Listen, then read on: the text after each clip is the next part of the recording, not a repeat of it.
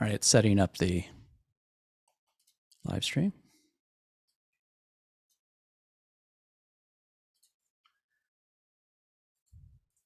And I'm just going to share this in a couple places before we get going.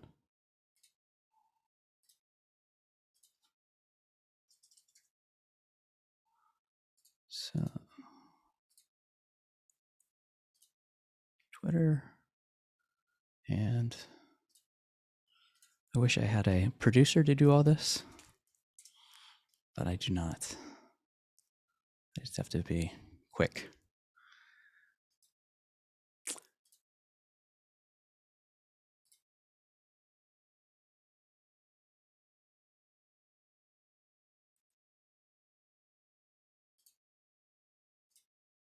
All right. Oh, it wants me to buy an ad. Facebook wants me to buy an ad. That sounds about right in order to announce this. All right, I'm just going to go ahead and start. Okay. All right. Welcome, everyone. This is a special roundtable discussion from the Improv Resource Center. I've got with me 3 guests from the Playground Theater here in Chicago.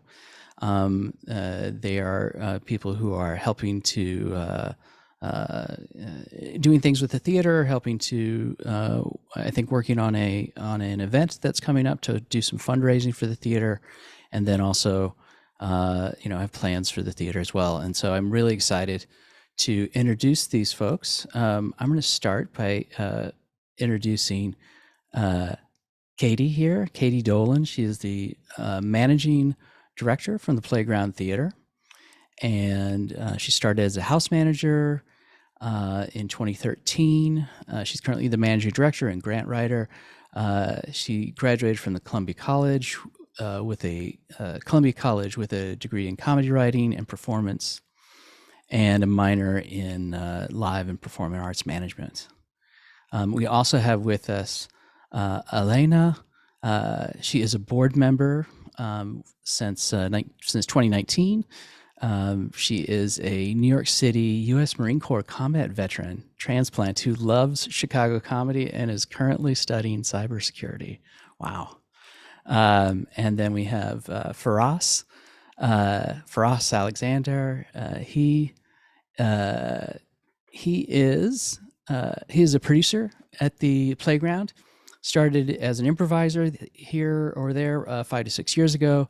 Started doing jams and was on an incubator team and so on. Has done a bunch of cool stuff.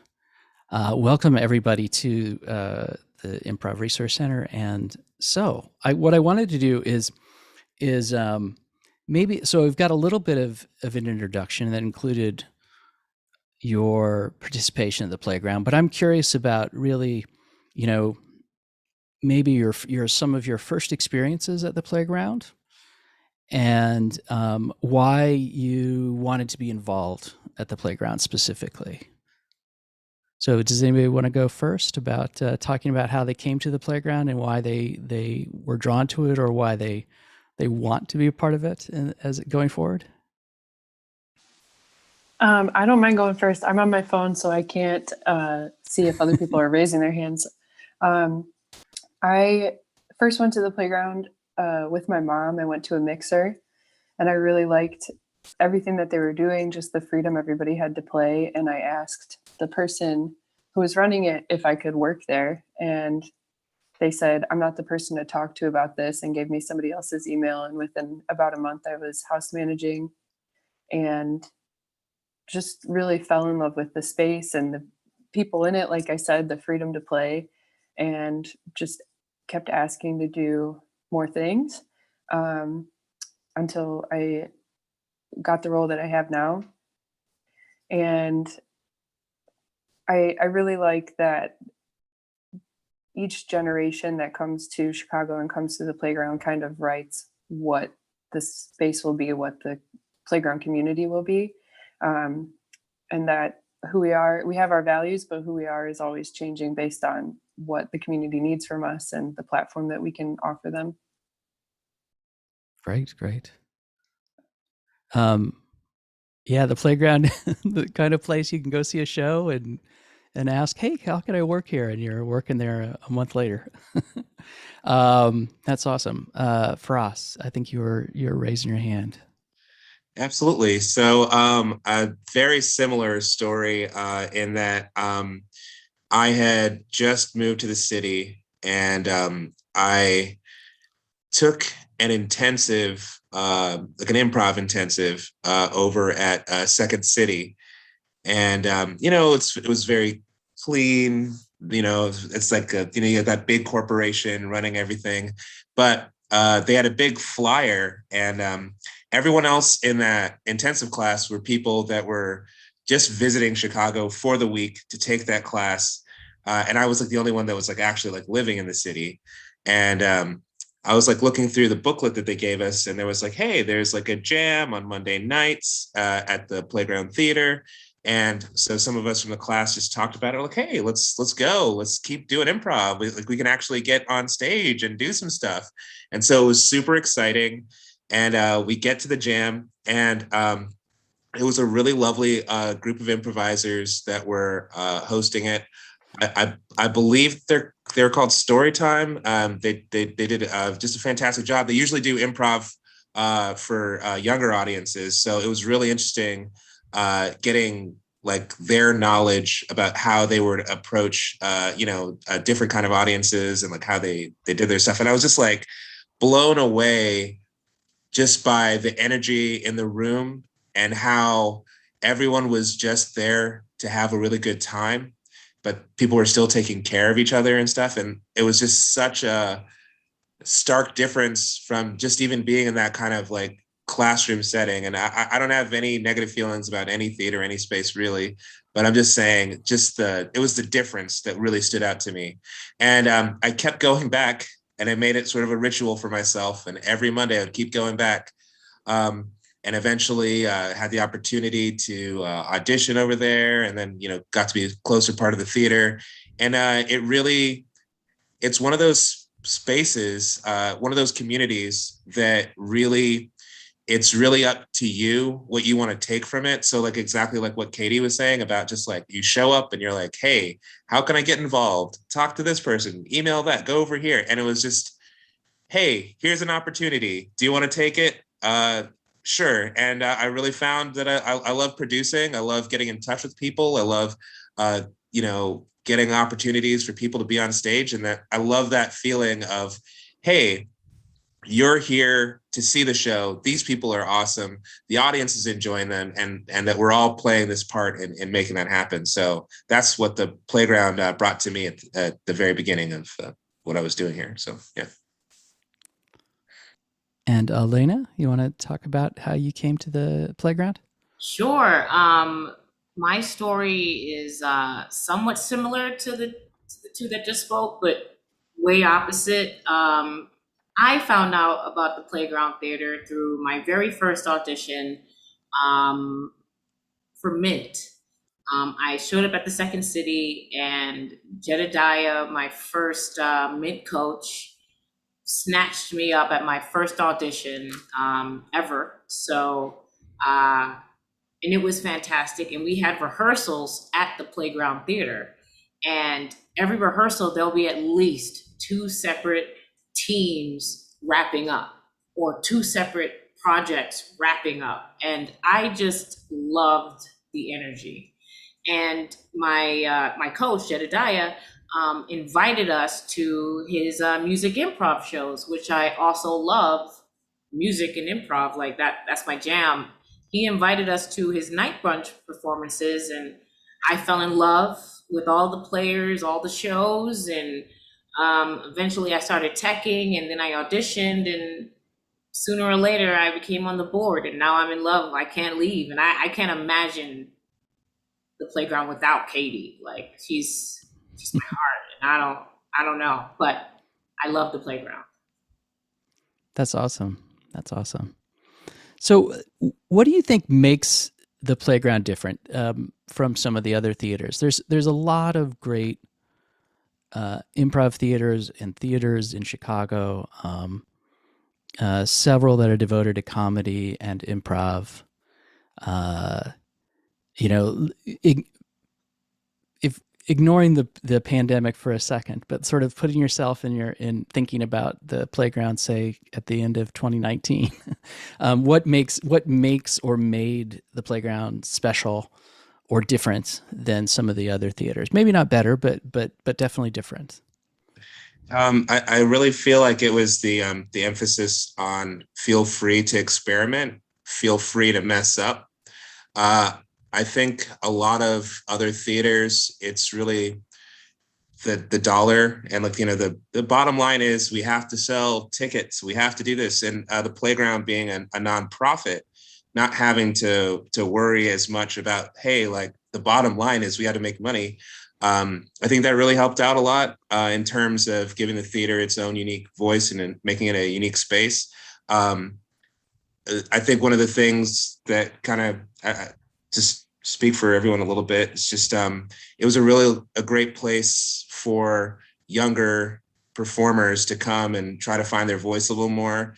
A lot of people would come from the other theaters and it'd be like, hey, I got this, or like even stand-ups, all kinds of different people would come and be like, I've got a new bit, I've got a new idea, I've got a new show idea, I want to try this out and see if it has any sort of legs. And I love that it was a place for people to develop a little bit more. Mm-hmm. Someone else? I feel like what the Playground Theater has always offered for me has been just safety.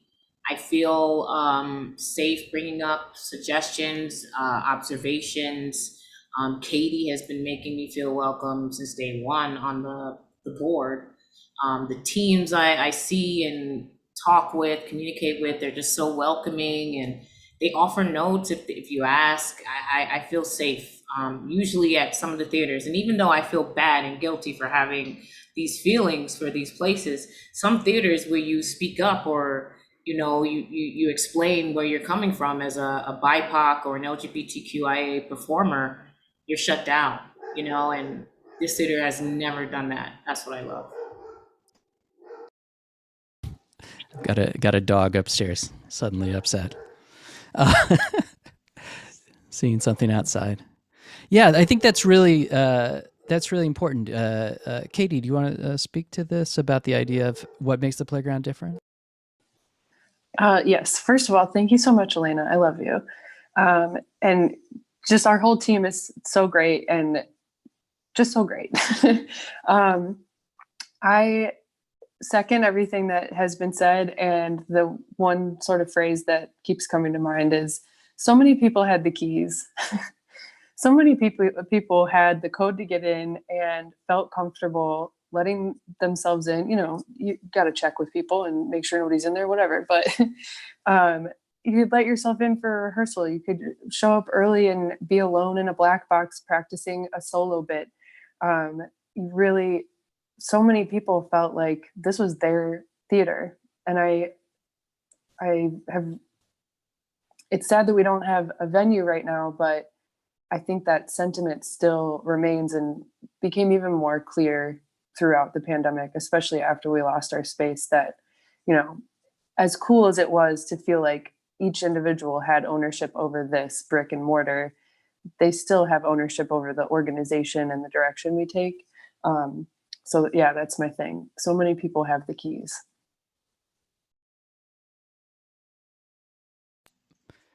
Yeah, I think that's really great. That's really great that spirit is still there, because of course that's how we, I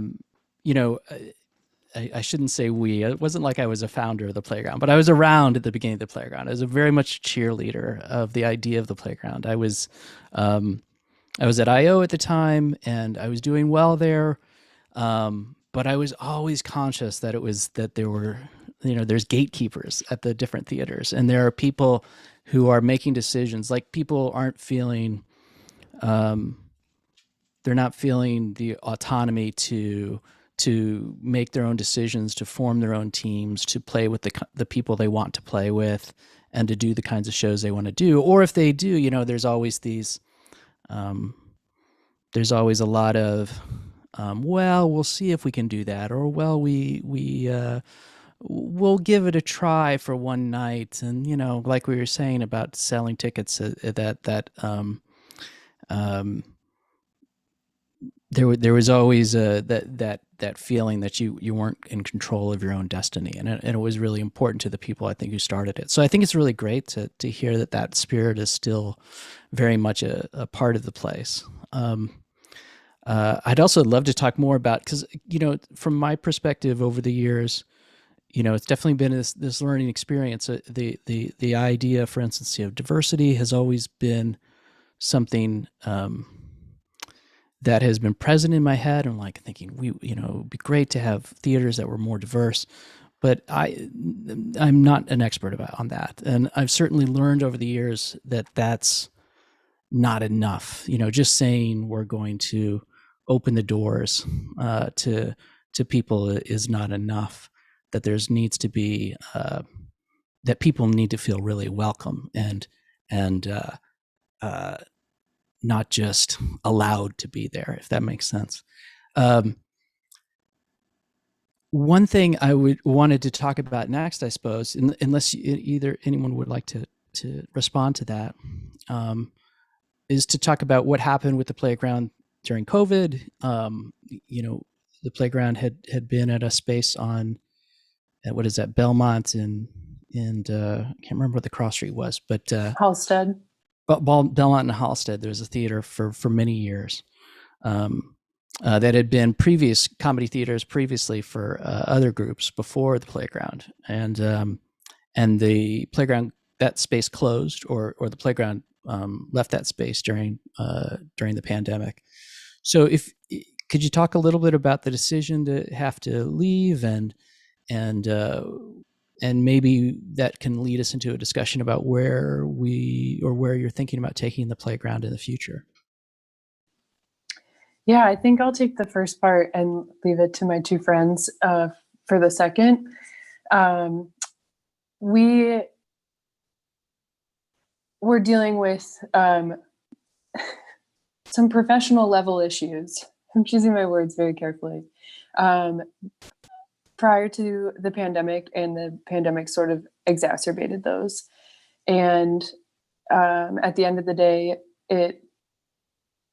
we couldn't further the agreement with the people who own the building.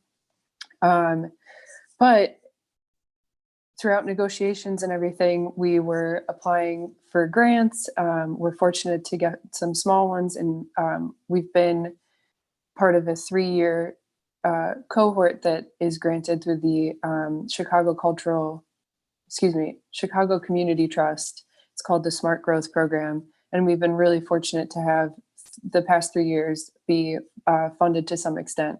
So leaving the space and no longer having rent really opened up a lot of opportunities for us, as bittersweet as it was to leave the space. But now, with the grant funding that we have, we can really focus on, we have so much more space and freedom to really align our activities and our actions with our values. Paying artists is one of the biggest permanent changes that we are making with Bittersweet Fest, which I'm sure we're going to talk about more in a little bit. We're paying every artist. A lot of people have donated back what we would be paying them, and because it's a fundraiser, we really appreciate that. But we didn't give them the option to pick be paid or don't be paid. They just emailed and said, I would like to do this for free, which was really incredible. But we're dedicated to paying everybody who's going to be part of that show. So yeah, it's been a crazy, I mean, that just happened in May, needing to move. But like I said, it really opened up a lot of opportunities for us, because we got to say, okay, we may have outgrown this space. We may have outgrown this space. What will fit our next form? So I think I'll put a pin in it there and let you guys comment and answer the second part of Kevin's question.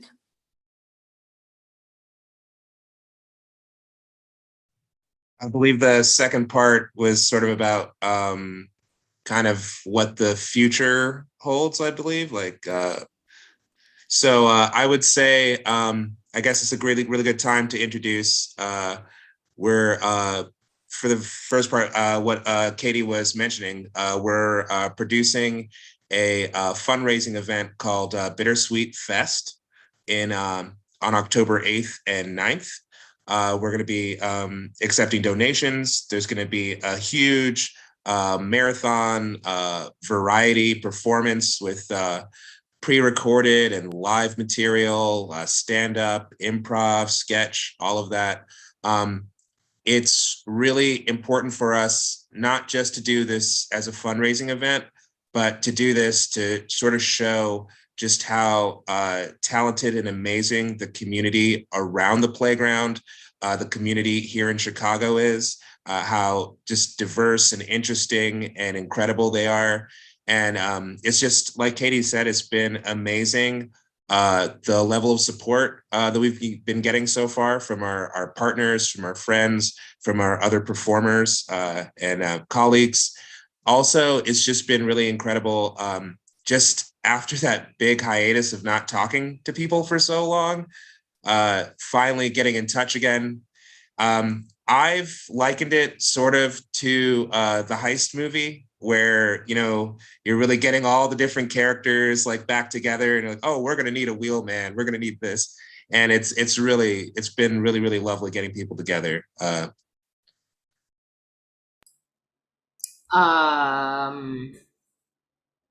My only add to what Firas has already beautifully explained is what I see in the future for the playground is more BIPOC involvement, more hard to reach communities that just know that this is a safe space for whatever type of play you want to bring. And as a veteran, I feel compelled to also just spread it, to all that I know and care about. Like, this has partially saved my life. It's just so calming to know I could yes and out myself out of any situation.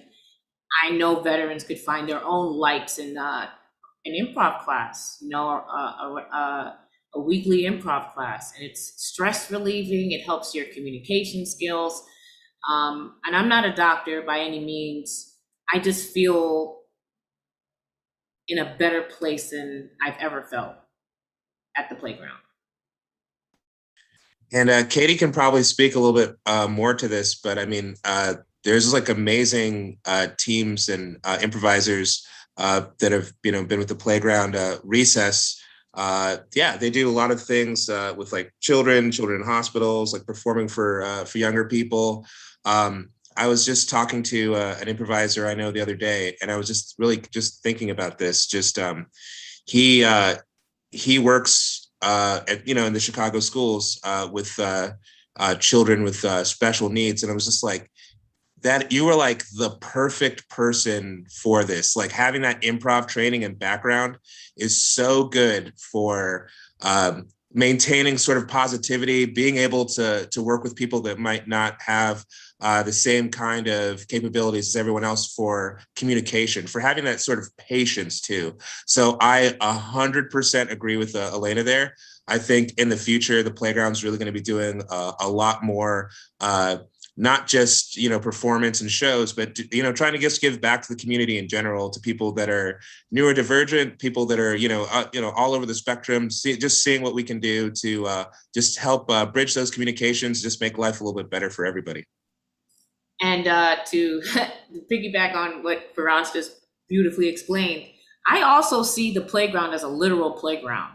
When I imagine a playground in my past, I never thought that playground is for that street. No kids on any other street can play, in that playground. I never thought that. So I would love to just spread this whole vibe, mostly via technology, with the streaming of shows and entertainment being just sapped out in the pandemic. There's a need for good entertainment, especially new and thrilling.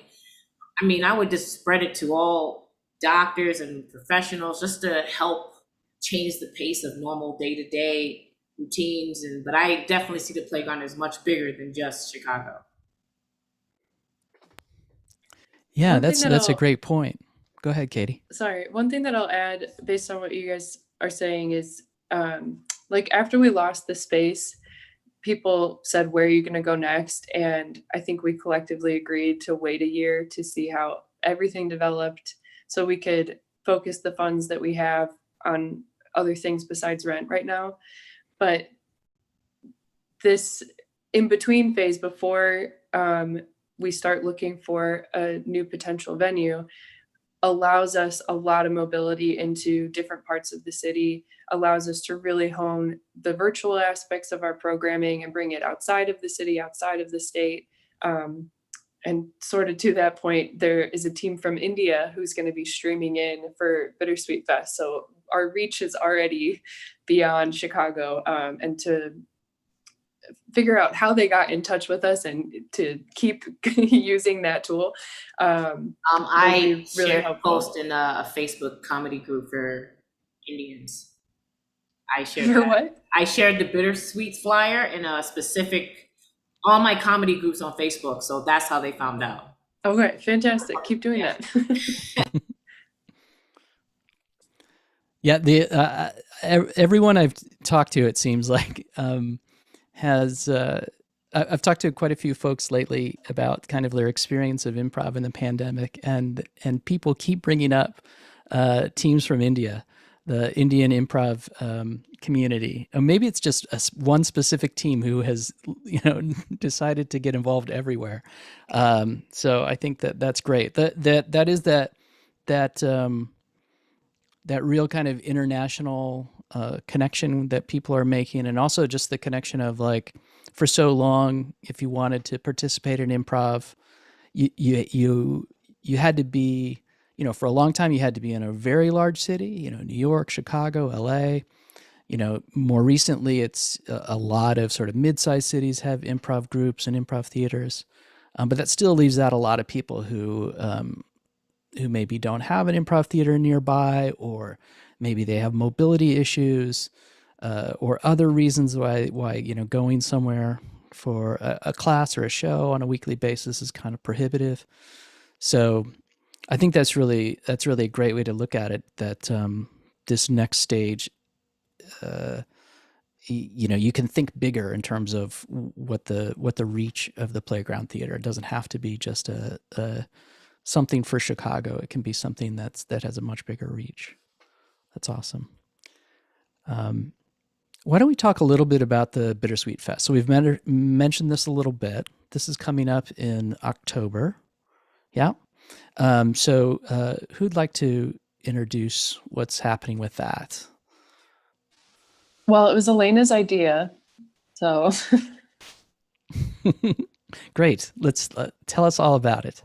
Wow, I'm on the spot. I love the playground, and like I said, I never saw a park or a playground and said only kids on this street should play in that. I'm gonna go to my street and play. I love the world. I love the U.S. despite the whatever's going on. I just know that people all over the world love to laugh. And I love making people laugh. All my friends 95% of my friends are comedians, and they love making everyone in their proximity, their arm's distance, laugh. Why not connect, everybody? And I'm a bit of I don't know how to say this without breaking the PC rules. I'm a nerd, like tech is second nature to me. I would love to, host a 24-hour back-to-back showcase, and I could literally still.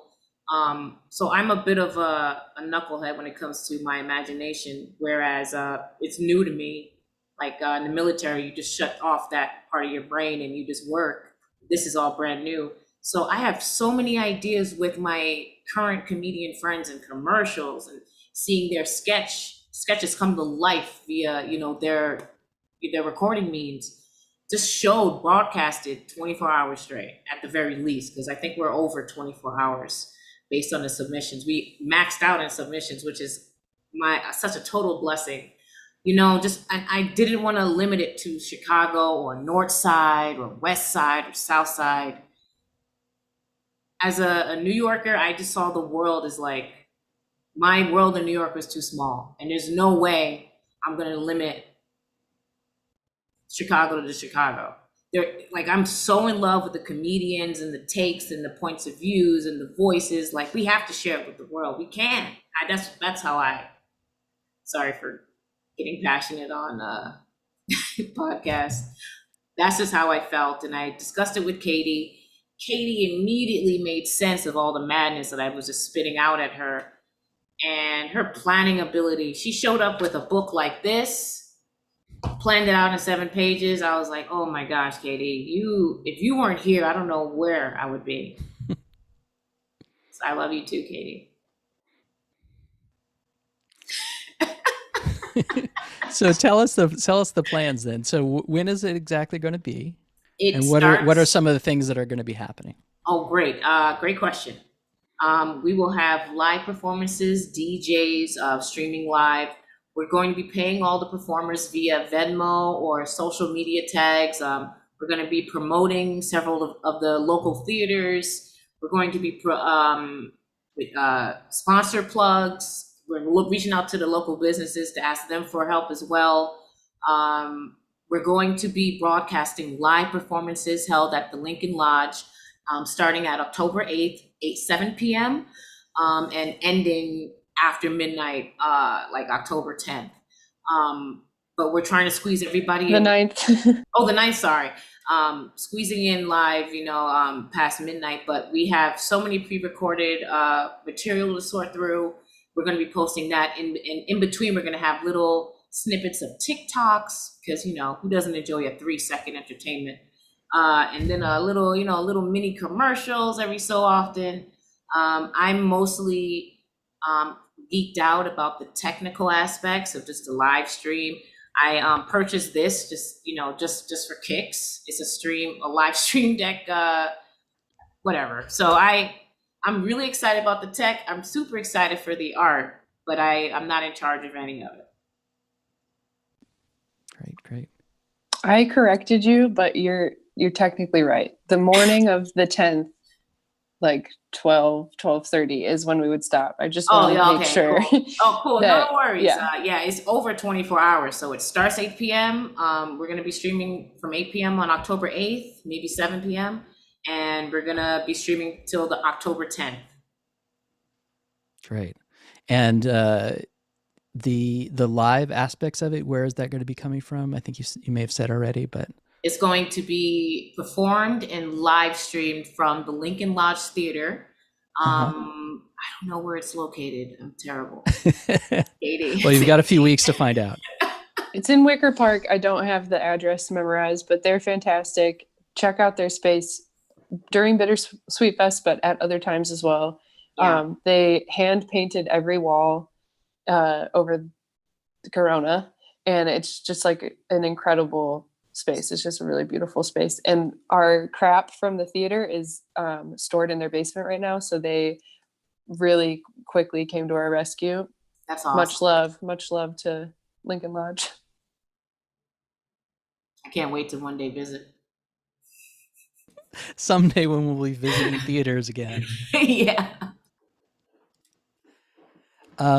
What are you as individuals? What are all of you going to be doing, performing during the Bittersweet Festival, or with teams or whatever? I am submitting some stuff, some pre-recorded stuff, but I don't plan on getting up from the tech. For coffee, donuts. Come on, let's be real. But I'm going to be producing a big block of time on a Saturday night. So I kind of just wanted to step back and just let everyone else perform. But I imagine that there's going to be a lot of opportunities for us to kind of jump in and sort of play around and have a good time with all the performers. So, never say never, I think, with when you're putting on a really big show. Yep, agreed. I'd love to talk about, just for a little bit, because I want to hear your perspective on this, about the idea of paying performers. Now, I think people outside of comedy and improv might be a little surprised to find out that people perform all the time for free. As someone who's been doing it for many years, of course, I've almost exclusively performed for free. There are definitely situations where I would expect to get paid, doing corporate events, for instance, working on anything to do that, in film or TV, obviously, a lot of professional theater situations. I expect that. But so from my perspective, it's an interesting topic because and I only bring it up because I want to give you guys you all the opportunity to go deeper into it. Why in situations where there may not be a lot of the economics of the particular performance may be kind of iffy in terms of like how much people could actually get paid. Why do you think it's so important for performers to get paid? And maybe a good question would be like, where would you draw the line, or what kinds of situations do you think it's fine? Like maybe an improv jam or an open mic or something, people aren't going to get paid for something like that. But the equivalent of what kind of show would you say they should be? And then more importantly, like on a deeper level, like what does that represent? Why is that so important, do you think, that people should be paid more often, even if it's only a small amount for a particular show?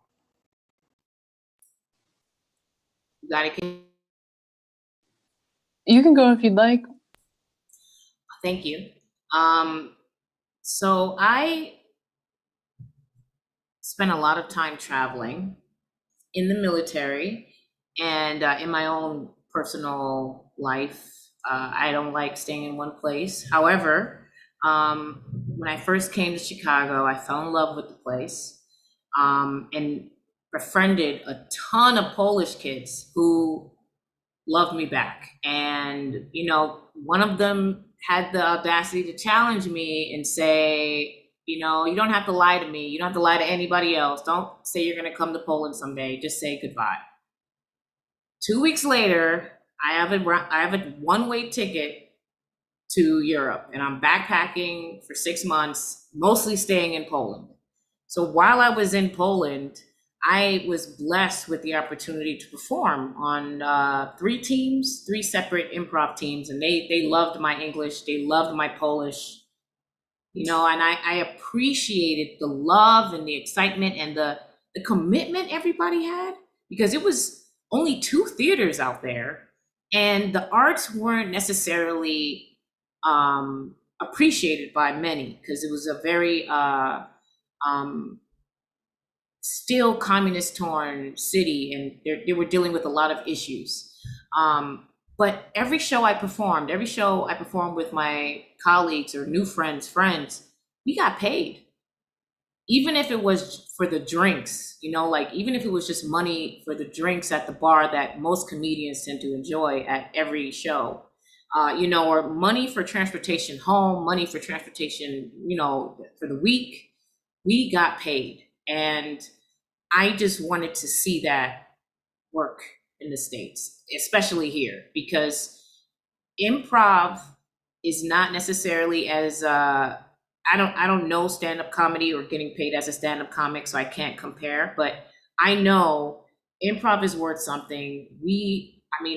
I've already seen the medical benefits. I already know the lives that my life was changed by just seeing the performers out here do their thing. I hate that they don't get paid.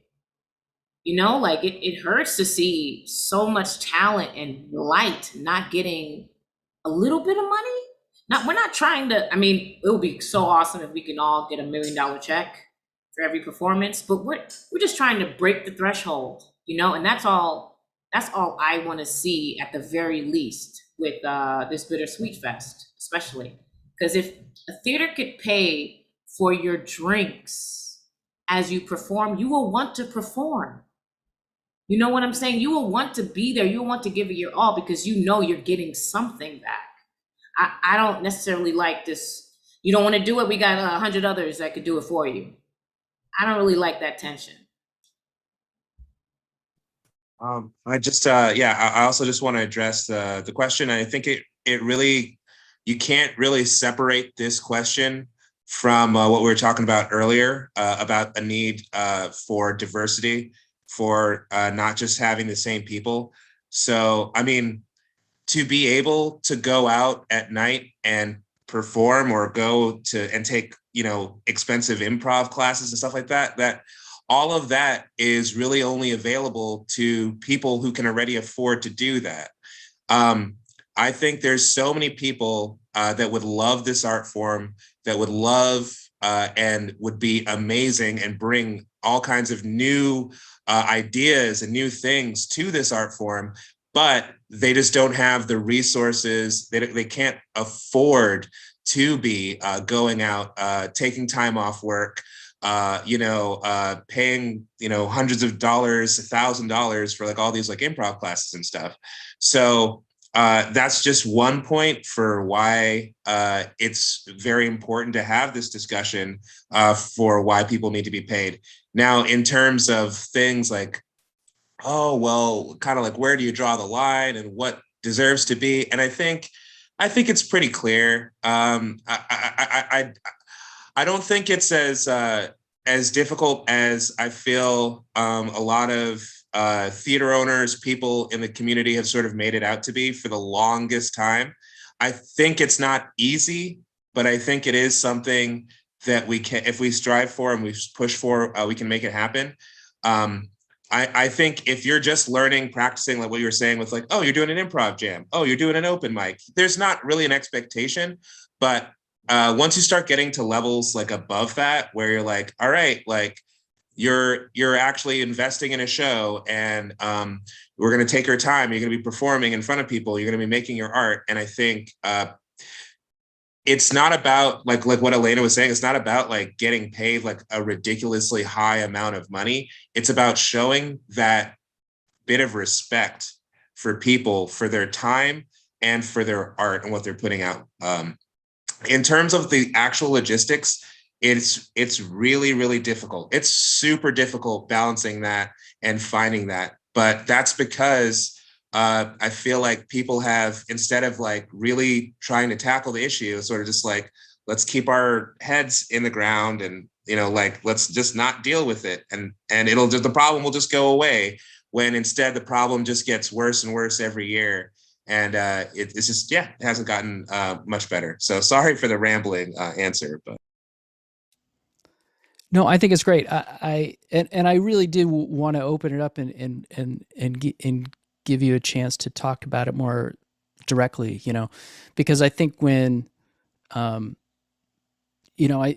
just people from my generation in the improv world who've done many years of performing for free, I think we're blinded by our own experience. It's like, well, we all did that, we never got paid to do, we did hundreds of shows and never got paid for those shows. And a recognition of like, we were doing them for other reasons. There were other rewards to them, of course.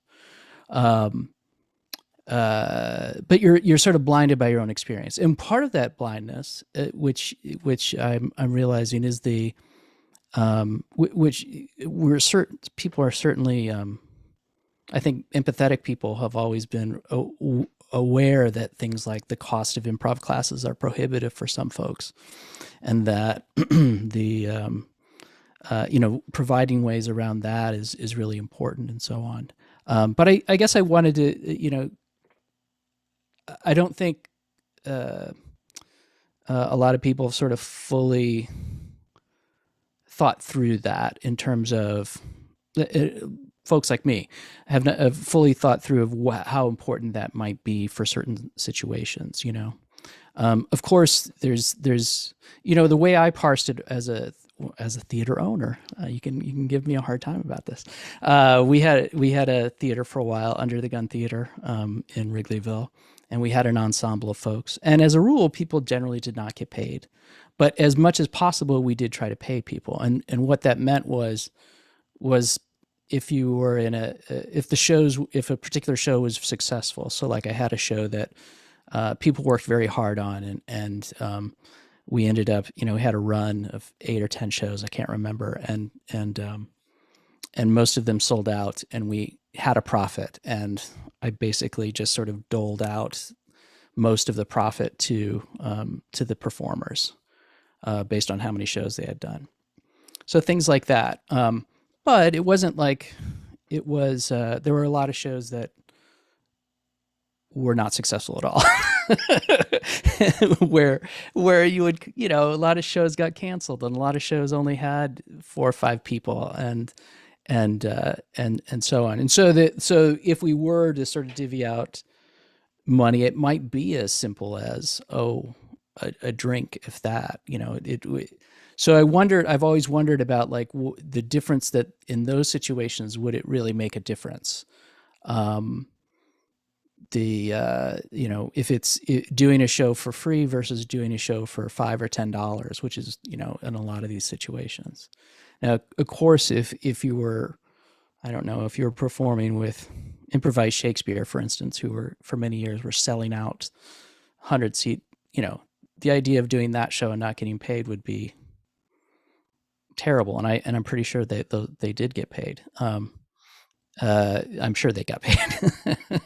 But anyway, so I just wanted to, but I think part of what someone like me is not seeing is that how much of a difference that might make to folks whose time, their time is worth a lot more money in a sense than I don't know. I think you could probably explain it better than me. Feel free to respond.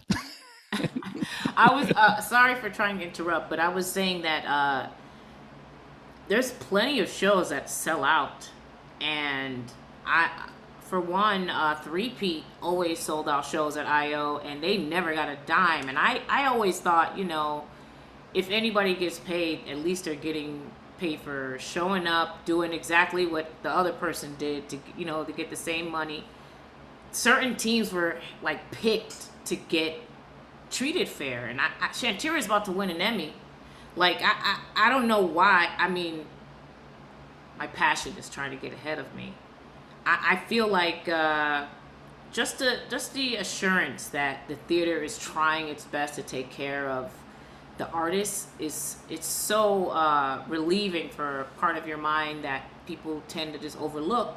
But it calms me out, it makes me feel comfortable showing up late, early, whatever, to any place. And if I even got a drink for a show that I showed up to and was canceled, I would never leave that team. That's just me. Like if you got me a shot just for showing up, I'd never leave. Yeah. And that's the type of person I am. Not because I need the money or like if you don't pay me, I'm not going to perform at all. I'm not going to even put out. I'm not going to show up next practice. I just respect the mutual respect, as Firas so beautifully pointed out. Yeah, that's a great example of Three-Peat. Like, there's no reason they did great shows. They had sold a lot of tickets every time. Every time. And I was not aware that they didn't get paid. And that's true of a lot of teams over there, but there's definitely this thing of like who negotiates the deal for a particular show. I mean, I don't want to.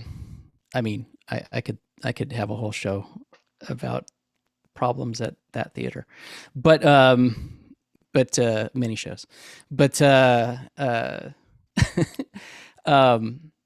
think that's an like in a lot of places, those decisions feel very capricious, right? And they don't feel fair. They're not laid out very clearly in the beginning of like, you sell X amount of tickets and you get it, you'll definitely get a percentage of the profits, that kind of thing.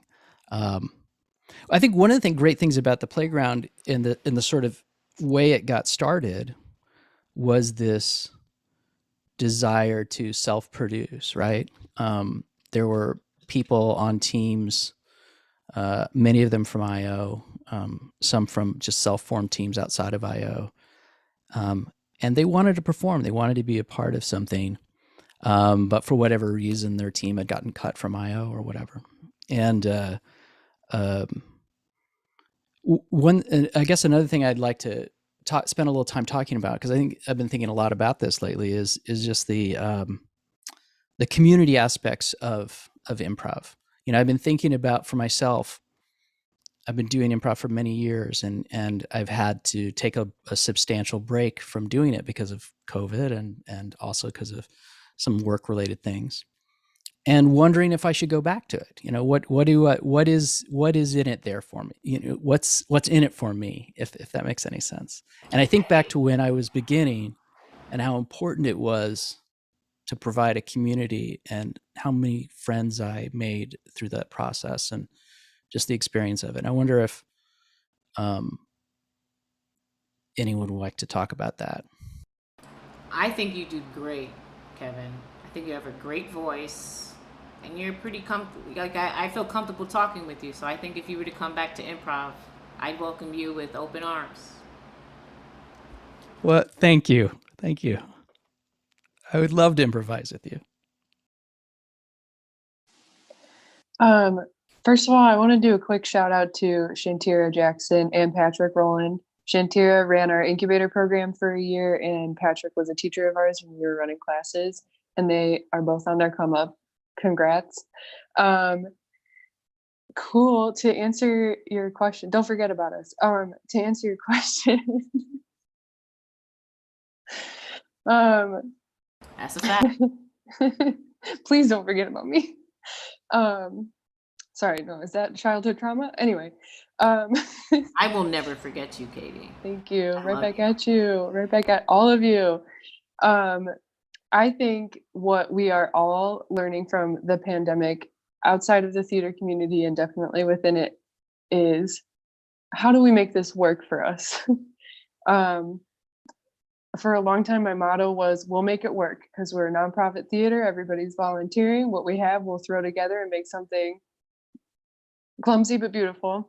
But the pandemic really made all of us, I think, say, this or that is not working for me. How do I make this truly work for me? So,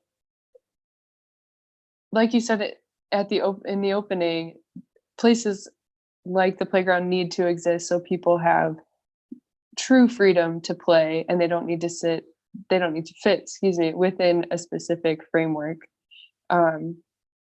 So as we all get back into this in different ways, I think holding that principle close is going to be important. How do I make this work for me? Because if you have extended yourself beyond your means, beyond your will to perform, or the joy you get from doing this work, then it's not working for you anymore. And our platform and platforms like us, I think, are really focused on that a more humanistic approach, really seeing the people who come to our venue at the time, but to wherever we are or wherever we end up, and quickly integrating whatever they have to bring to the table into the fabric of what we do. So nobody's losing parts of themselves to try and fit some mold, both on stage and within the organization, at least for the playground. That's really important. So come on back, buddy. I realize it sounds like I'm asking to, can I please be on an incubator team again? I was more like, I think that improv is this. When I was in New York, there was somebody who talked about, he loved to say this, they don't call it show friendship, to justify whatever crappy thing he wanted to do. I was always somebody who cared very much about the art of improv.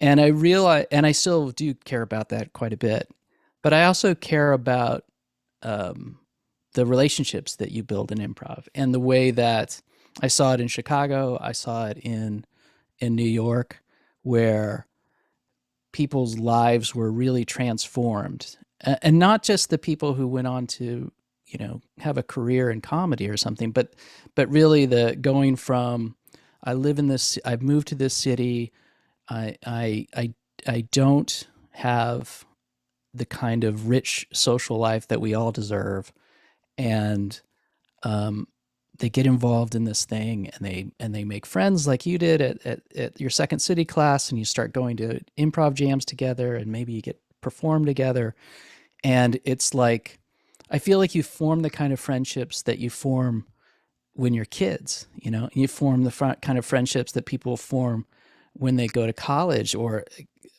maybe even the military, where you're with people and you really get to know them in that way. The kind of friendships that don't tend to form with a lot of people's work situations these days. And there are other, you know, and maybe especially this last year and a half where, you know, the social life is through a webcam. So how I'm going to put you on the spot. How is that going to be important going forward? Providing a place, the thing I would challenge you to do, providing a place for people to make those kinds of lifelong friendships and relationships with each other. I've never met Alaina in real life yet. We've sort of just you know, been working together through all these virtual means. But I feel like I would love to be like, you know, best friends with you. You know what I mean? I think you're completely right about, there's something about, I feel like the type of person that this improv world sort of attracts, and especially I feel like with the community of the playground specifically. I feel like a lot of other theaters, I'm not going to name theaters and names, but I mean, some theaters are kind of like, all right, this is a theater I kind of want to be seen at, you know, like, oh, right, I'm doing this socializing thing. No one was ever at the playground because it was like a, oh, cool place to be seen or something, right? No one's there at the playground because it's like, all right, this is the spot where it's just finally going to happen. Like Lauren Michaels is going to walk through that door and be like, hey, what's going on over here? That's what I loved about it. It's when we had that space, it was sort of just about, you're there because you want to have a good time, you want to perform, you want to get better at what you're doing. And I feel like now with how we're pivoting in for the future from this pandemic, it's like we're going to have way more opportunities to do that. We're going to be able to find a new space for the theater. We're going to be able to support people and their wild improv ideas. Like, to go back a little bit to your thing about like, should I come back to improv? Absolutely. I would say to anybody watching, listening to this, this is literally the most exciting time ever to be involved in improv. If you wanted to start something, if you wanted to do something, a lot of the people that were kind of like, hey, no, you can't do that, or hey, you can't do that in my spot right now, they're gone. They're not running things anymore. You, as in you, the people that want to do improv, that want to make something happen, there's not going to be anybody there to tell you you're doing it wrong. And that's where good art comes from. It comes from making mistakes, getting things wrong, trying to do your best, but not quite succeeding. And, you know, I think that's kind of going on what Kaydee said. It's kind of like a secret mission statement for the playground. It's like, let's try to get this right. We might mess it up, but hey, it might be even better than we could ever possibly imagine. So And Kevin is welcome to come back. That's part of the secret mission statement too. My plan has worked. I wanted to ask a little bit. So, of course, Bittersweet, the Bittersweet Festival. Why the name Bittersweet?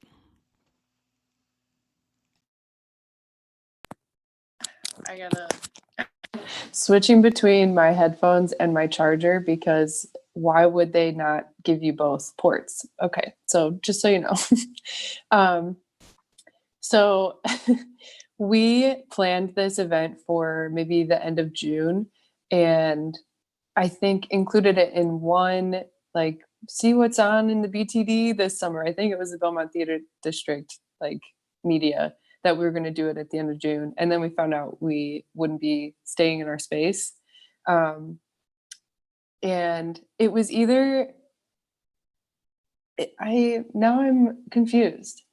Maybe it was Bittersweet that we were coming back in the Halstead and Belmont venue with everything else going on, and we came up with it then, or it was after we realized that we weren't going to stay in the space and again assign that name, because it sucks what we've been through in the last year plus, but it's super sweet that we're putting on this cool ass show with people from all over. So I think it really is a word that sort of covers the whole last year and a half. Like, shitty things have happened. Can we swear on this?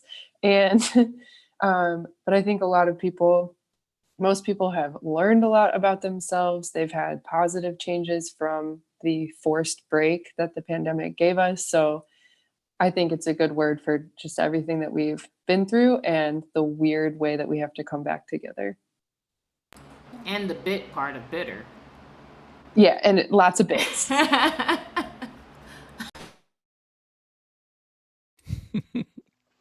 Excellent.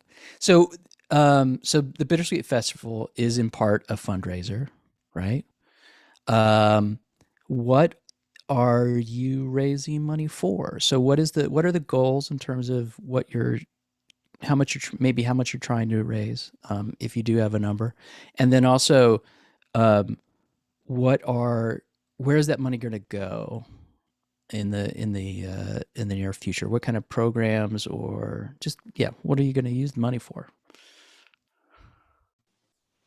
So we are trying to raise $100,000 that will go to 3 different things. One is paying artists, as I mentioned before. That is a permanent change we're making, and sometimes it may be $5, sometimes it'll be more, and we'll work with the community, but everybody's getting paid. Yeah. So $100,000 to pay our artists, to really like bolster our youth and community outreach team. They have separate funding, but it's a huge dedicated team that a lot of them are still volunteering to do the admin work. So really building that out. They're the only program of ours that lived throughout the pandemic. They switched to virtual. They got a partnership with After School Matters. They're doing really incredible things. So to really channel and dedicate our funding to the incredible work that they're doing.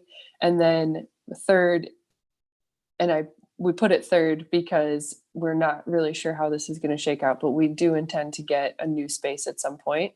And we want to set a little bit aside to have maybe 6 months rent already in the bank, so we don't need to worry about that. So that's our 3-prong fundraising goal. And half of our project budget for this is going to paying artists. Again, a lot of people have organically reached out and asked that they do this for free, which has been, just seeing that kind of response from people has been really incredible. But half of our budget to put on this fundraiser is going to artists. Yeah, when I sent the email to my teammates, the response I got back was like, "We're doing this for free, right? We're not going to take the money." What did you decide? I'm taking all of it. They're not getting anything. So, all right, no, that's your right. That's your right. That is your right. As the spokesperson for the group for this particular show. No, we're so you came back to improv just to take that money, huh? That's right. That's right. I am Machiavellian to my core. That's awesome. Great. Where do you see? Tell me what the playground looks like. What your vision, each of you, what your vision is. What do you hope the playground will be? What it will look like in 5 years? I think. Go ahead. I'm just excited about that question. I would say that the theater deserves a more diverse approach to possible outcomes. And I mean like a branch on a tree, how it extends and has other branches.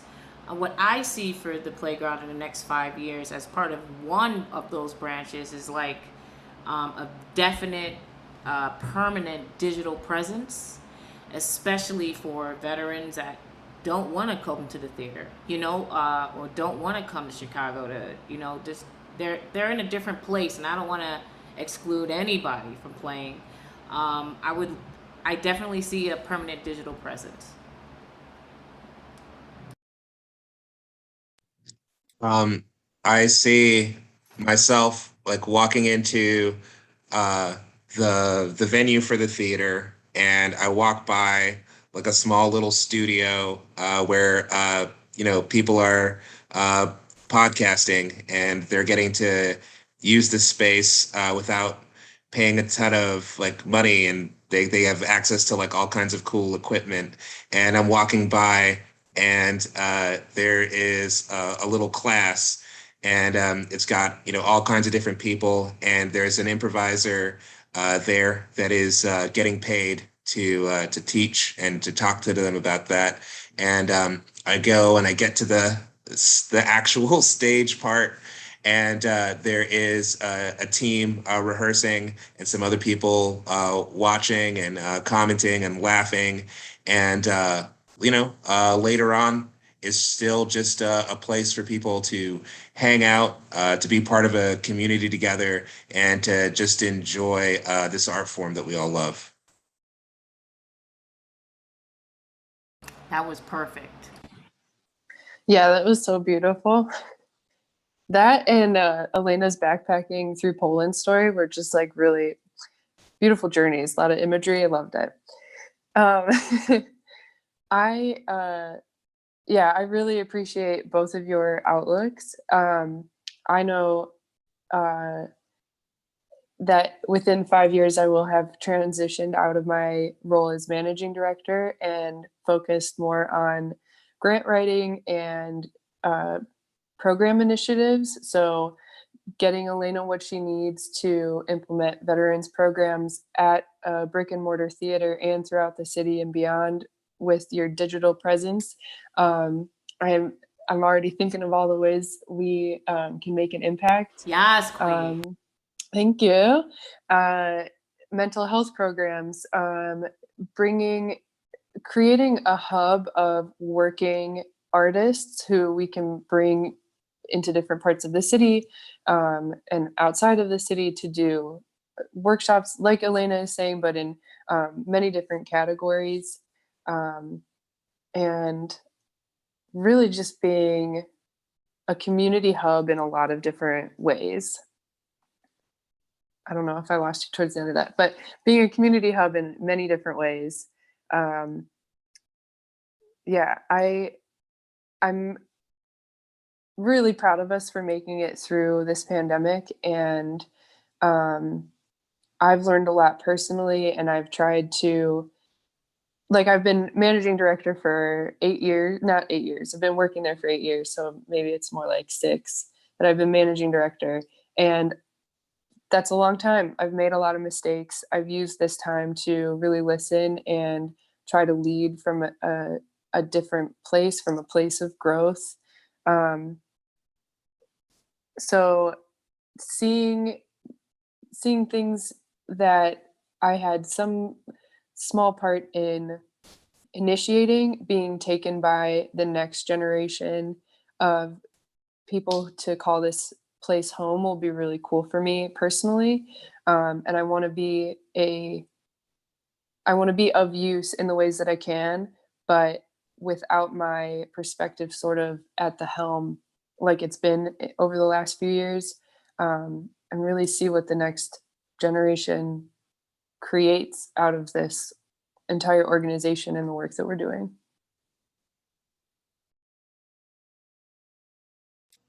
That's awesome. Thank you for that vision, everybody. Um, one thing that's really kind of touched me a little bit is just the how Alaina, when you were talking and at different points, how important the name of the playground is and what that concept is for you, and that makes me so happy because I remember when that name was suggested way back in those early meetings and how people really loved it and really loved the idea behind it. And then, of course, it's years and years later. That's kind of like faded from my memory about like it's just a name. It's the name of the theater, like other but that it really does say something about the hopes for what the playground would be and would always be. And it's so awesome that has been, you've sort of caught that pass from 25 years ago, Come back, and Kevin. you're running Come with back. it. Thank you all so much for being a part of this. I'm going to, at this point, is there anything that anyone has, that you wanted to respond to that you were thinking about during the talk that you didn't get a chance to say? I just never got to hop in and just say how much I also appreciate Alaina and Kaydee too. That they had a lot of love going to each other, and I just want to say that they're amazing people to work with. I really appreciate you having us on this podcast, Kevin. Yeah, I'm really excited for the future, and I'm so lucky to get to work with some amazing people. I second Firas. I think you're amazing. I just haven't met you in person and looked you eye to eye, so I'm not going to commit to that stage of love. But Kaydee, I know with her, like there's just something And Kevin, I'm so flattered and honored to be here on your podcast as a theater owner and a person in charge of naming the playground. That's a lot. That's awesome. I can't claim that I named it. I just was around but you were when the name was around. decided. You were there. You were one of the people at the signing of the Declaration of Independence. You were there. I think that counts. Your name wasn't on the paper, but it counts. So I appreciate you for that, and I appreciate you for even having interest in doing this, because you kind of sound a little, hurt over the years, and I can see that with the artists. Like, artists are hurt, especially if they just keep showing up and the same crap keeps happening. This pandemic just made things 100 times worse. So please come back. Well, I really hope that the vision that you all have for the playground comes to fruition, because I think it's probably, looking at the landscape of what's happening in Chicago Improv, I'm so thankful that the annoyance has made it through, and I'm curious about what's going to happen with the second city, and optimistic, but you'll never know. We'll see. but I definitely think there needs to be the kind of place where people can go, and where the process can all be about having fun and getting better and making friends and connecting with people, and not with the kind of pressures that, gatekeeping and economics that, can play an outsized role in. So I think now more than ever, and it's also like like you said, I think this is probably one of the most exciting times to get involved in improv, and because the improv scene from even 5 years ago is gone, completely gone. And the improv scene that we're going to have in 5 years, this just doesn't happen, where everything sort of it's like right after the Chicago fire, and we'll see what grows up in its place. So thank you so much for being a part of this. I am going to. Can I say one thing while we're still streaming? Yeah. Thank you. Just to put a BSF button on it. Bittersweet Fest, October 8th and 9th. Linktree/The Playground Theater. This event is not just for us. We are fundraising for our future, but we're paying artists. We are raising up the voices of other theaters, especially theaters with similar missions, who want to support the arts. This is really for the entire community, showcasing the work that they do, the good that they do in the community. We are we have a couple really awesome partners who are going to be sharing our promo material. We'll be sharing theirs. We'll include them in the stream, but we're looking for more partners in that way, just to use each other's platforms to raise up all ships. So I just want to put that little button on it. I'm really excited to be working with all of these people and putting on something bigger than we've ever put on before. And thank you so much for having us to showcase what we're trying to do.